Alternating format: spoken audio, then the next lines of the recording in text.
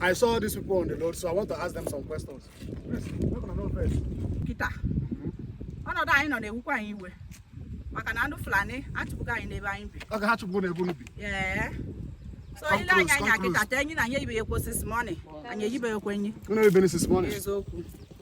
Ahụ agụ na agụrụ anyị kita. Agụkwa anyị ọfụma.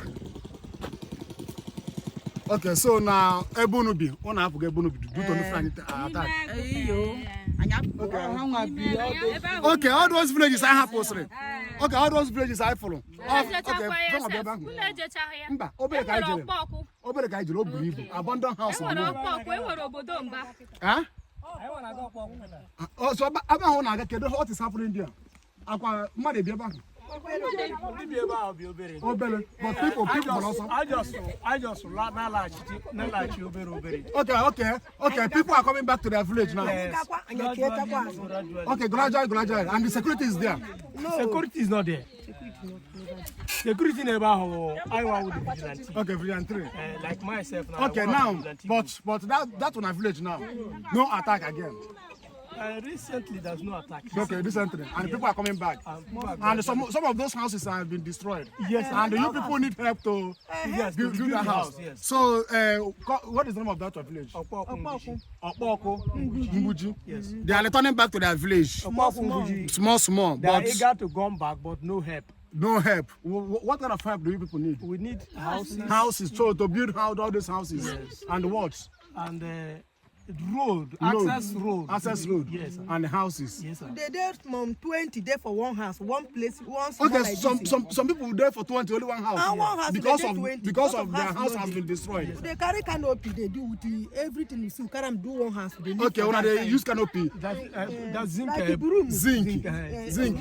Because when a house done destroyed, and you people need help to build that house. Yes, some na bag like this where they carry do house. Where would they say? Okay, some use this bag do house. One small house, 20 people will live inside the house due to no help. So they need help. You can see these people now. They need help to build their houses so that they will stay there. Fulani terrorists have attacked, and now they are returning back to their home. But the problem is that no house to sleep. No house to sleep.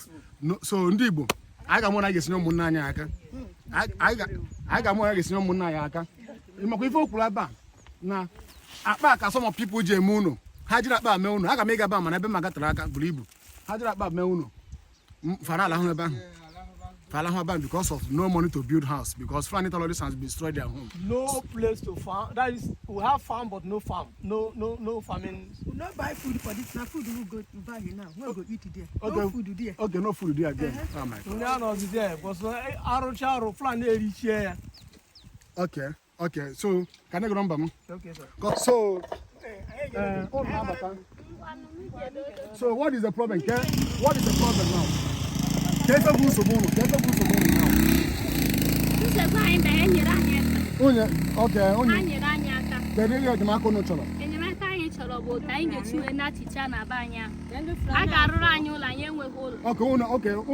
are homeless. They have no house now. They are homeless. Even like now.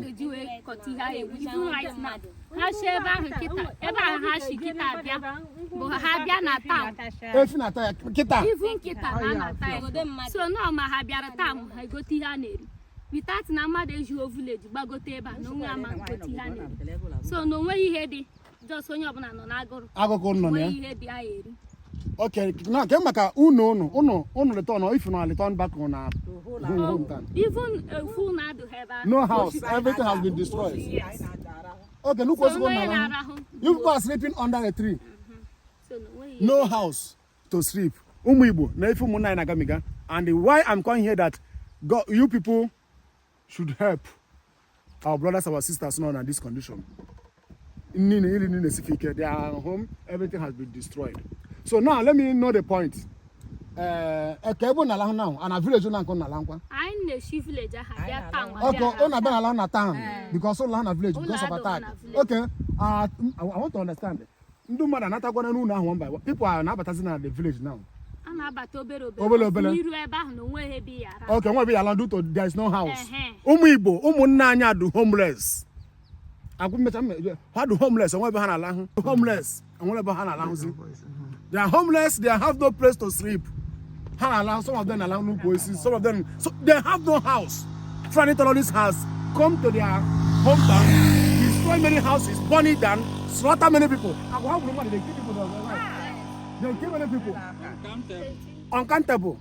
They kill many people. Now they are homeless. They want to return back. They want to return back to their home, but no house to sleep. So Igbo and the government, I got money against no money. Okay, we could understand back to their home. But there are some people who is the bag along. They are everybody, and they don't have money to build a house. Even small house, no money to build it. Look at the condition our brothers, our sisters are living into. So please, we need help. We need their. We need to. Let's see how to help them. If not 2 loom, it's okay. If not 3 loom, it's okay. If not 1 loom, it's okay. Please, homeless. If you go to that village, no houses, everywhere empty. Now they are returning back, but no house. Please, Igbo, that is what we need to be doing to help our brothers, our sisters. Shalom.